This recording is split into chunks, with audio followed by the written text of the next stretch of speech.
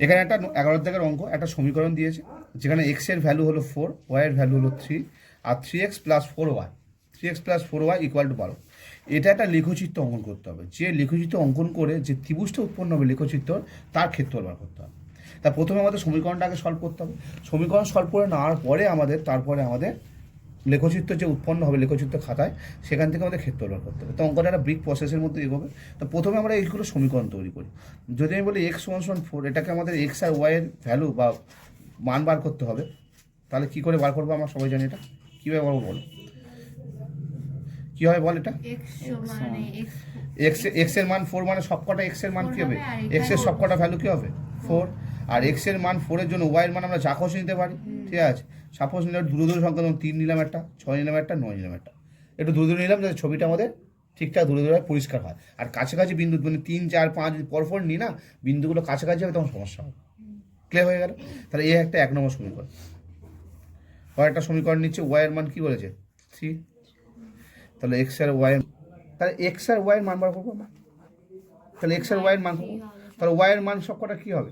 3 আসবে, কারণ ওয়াই এর ভ্যালু 3 হবে। প্রত্যেক জায়গায় ওয়াই এর ভ্যালু কনস্ট্যান্ট 3 হবে। এক্স এর মান আমরা যা খুশি নিতে পারি। এক্স এর মান নিলাম 4, 6 একবার নিয়েছি, তো 7 নিই, আর 9 নিই, 9তে 10 নিই। হ্যাঁ, ঠিক আছে, নিলাম। এবার আমরা পরের, এটা 2 নম্বর ইকুয়েশন আছে, 3x+4y ইকুয়াল টু 12। তাহলে আমরা এই ইকুয়েশনটা সলভ করব। প্রথমে আমরা 4y ওপরে পাঠাবো। 4y এপারে পাঠালে সাইন চেঞ্জ হয়ে যাবে, -4y হয়ে যাবে।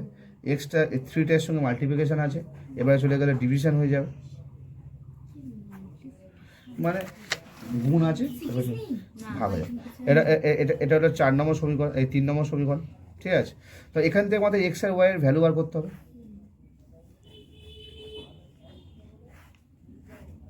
চলো, তার জন্য একটা রাফ করে নেওয়া হোক, যাতে আমাদের বুঝতে অঙ্কটা করতে সুবিধা হয়।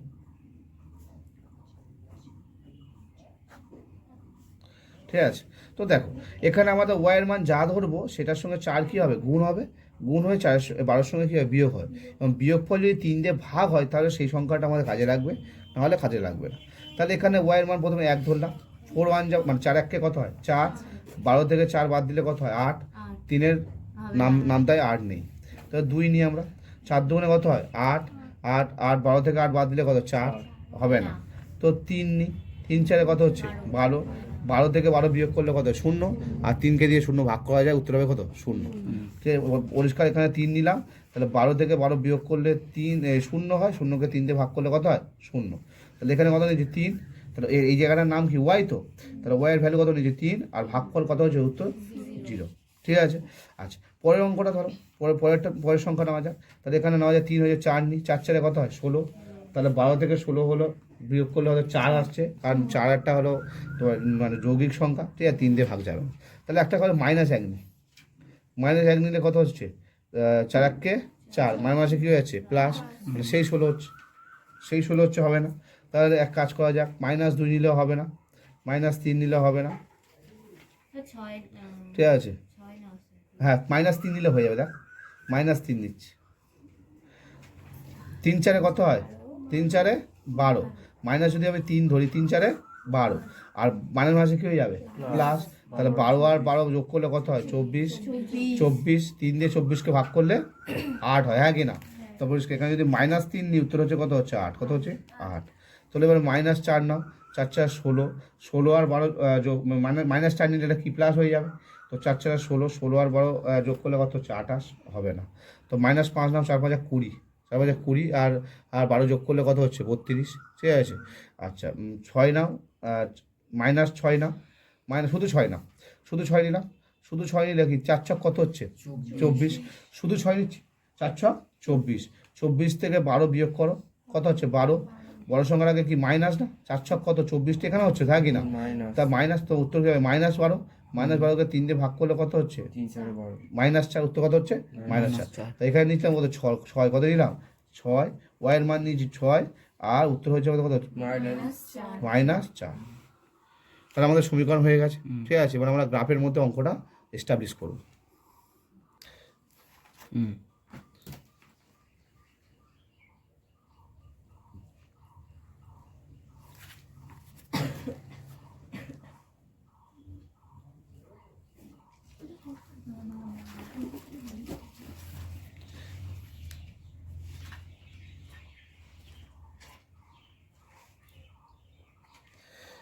এটাকে আমরা বলতে পারি এক্স এর মান প্লাস এদিকে আসবে, এদিকে আসবে এক্স এর মান মাইনাস, এখানে ওয়াই প্লাস, এখানে ওয়াই মাইনাস, মাঝখানে 0।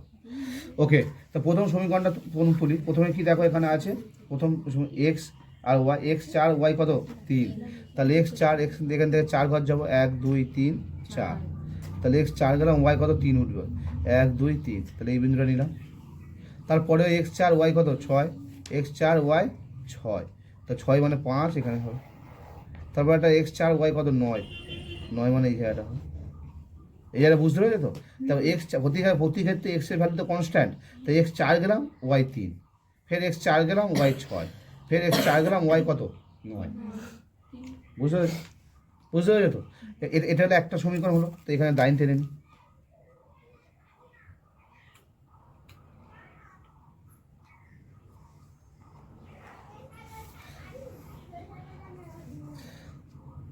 ওকে, পরেরটা হলো এক্স 4 ওয়াই 3, তাহলে এক্স 4 যদি যায় ওয়াই কত হবে 3, তাহলে এক্স 4 গেলাম ওয়াই 3, 1 2 3, মানে এই বিন্দুটাই হচ্ছে একটাই বিন্দু, ঠিক আছে।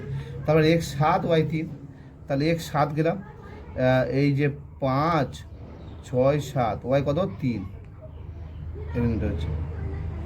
তারপর একটা কি আছে এক্স 10 গেলাম 10 ওয়াই 3, এই একটা হলো। লাইন টেনে দিলাম।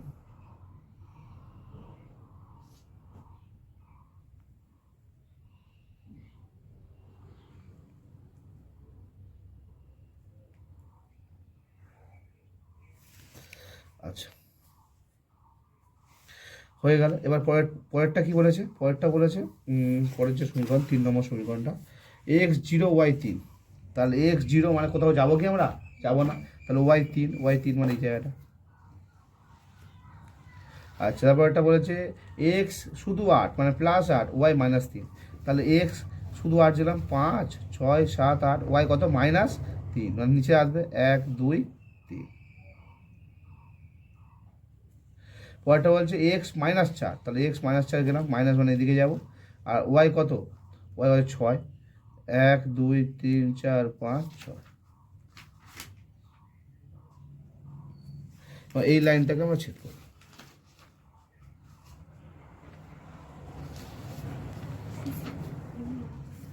ঠিক আছে, তাহলে এখানে আমাদের যে ত্রিভুজটা তৈরি হলো, এই যে তিনটে দেখো, এই যে ত্রিভুজ তৈরি হচ্ছে, এই ত্রিভুজটা 3টে বিন্দু, ঠিক আছে।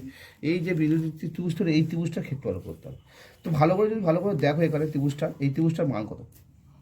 সাপোজ যদি খাতা আমি ঘুরিয়ে ধরছি, ঘুরিয়ে ধরছি, এইটার নাম ধরলাম, এটা দিলাম এ, এটার নাম দিলাম বি, এর নাম দিলাম কি সি। এখন এখান থেকে এ থেকে বি দেখো, আমরা জানি কি এটা কি, এটা কি একটা সমকোণী ত্রিভুজ, আর সমকোণী ত্রিভুজের ক্ষেত্রের সূত্র কি, হাফ ইন্টু ভূমিগুণ কি উচ্চতা, হাফ ইন্টু ভূমিগুণ উচ্চতা। তাহলে সমকোণী ত্রিভুজে হাফ ইন্টু ভূমিগুণ, তার ভূমিটা দেখো, তো ভূমি এখান থেকে আমি এই পর্যন্ত যাচ্ছি, তো দেখো এখান থেকে এই পর্যন্ত যদি যাও, ঠিক আছে, তো হাফ ইন্টু ভূমিগুণ উচ্চতা, তাহলে এখান থেকে এইটা দূরত্ব পাবো, ঠিক আছে। তো দেখো এখান থেকে এইটা দূরত্ব দেখো, ভালো করে দেখো, এই বিন্দুটার মান কত দেখো, এই বিন্দুটার মান, এই প্রতিটা বিন্দুর মান দাও, এই বিন্দুটার মান কত ছিল, এখানে ছিল এক্স কত 4, এক্স 4, আর ওয়াই কত ছিল এখানে, এক্স 4 আর ওয়াই 3, এটা ছিল 4 আর 3। আচ্ছা, এটা এই বিন্দুটার মান কি আছে, এই বিন্দুটার মান আছে এক্স 0 আর ওয়াই কত 3, এটা 0 আর 3, আর এই বিন্দুটার মান ছিল এক্স 4 আর ওয়াই 0, 4 এক্স 4 আর ওয়াই 0, ঠিক আছে। এখানে ভালো করে বলছো, ভালো করে এটা বলছো। আচ্ছা, এই লাইনটা দেখ, এখান থেকে এইটা দেখ, এখান থেকে এটা দেখ, এক্স 4 না, আর ওয়াই কত 0, 0 মানে উপরে উঠেছে কি, কি হয়েছে, এখান থেকে এক্স 4 ওয়াই কত 0, তাহলে এই লাইনটার ভ্যালু কত, এই লাইনটা হলো 4 না, ভালো করে দেখ। এখান থেকে যদি আমরা এই বিন্দুতে যাই, এখান থেকে এই পর্যন্ত এক্স 4, তো আর ওয়াই কি, এই বিন্দুটা দেখ, এই বিন্দুটা কি আমরা ওয়াই উঠেছে, ওঠেনি, তাহলে এখানে ওয়াই কি 0 ছিল, তাহলে এখান থেকে এটা যদি 4 হয়, তাহলে এটাও কি হবে 4, তাহলে এই বাহুটার দৈর্ঘ্য যদি 4 হয়, এই বাহুটার দৈর্ঘ্য কী হবে 4, কারণ ওয়াইয়ের মান কিছু নেই, 4 আর 0 মানে এখানে এইটুকুনি, এখান থেকে 4ই ধরবো, এটা যদি 4 হয়, এটাও কী হবে 4। আর এখান থেকে এটা দেখ, এখান থেকে এই লাইনটা দূরত্ব দেখ, এখান থেকে এই লাইনটা দূরত্ব দেখ, এখান থেকে এক্স কত 0 না, আর ওয়াই কত হবে 3 না, 1 2 3, তাহলে x0 মানে হতো ওয়াই ভ্যালু, মানে এই এখান থেকে এই বিন্দুটা পয়েন্ট কত 3 না, এখান থেকে এটা 3 আর এখান থেকে এটা কি 4, এটা যদি 4 হয় তাহলে এটাও কত হবে 4, আর এটা যদি 3 হয় এটাও কি হবে 3, তাহলে বলতে পারি আমরা এ বি যাকে আমরা ভূমি ভাবতে পারি, এ বি যাকে ভূমি, ভূমি হলো কত 3, আর বিসি যাকে আমরা লম্ব ভাবতে পারি সেটা হলো কত 4। অতএব ক্ষেত্রফলের সূত্র আমরা সবাই জানি, হাফ ইন্টু ভূমি গুণ উচ্চতা। তো দেখো 2 দিয়ে কাটলে কত 6, 2 গুণ 4 হবে, 3 গুণ কত হবে 6, এত বর্গ একক। এগুলো উত্তর, এগুলোই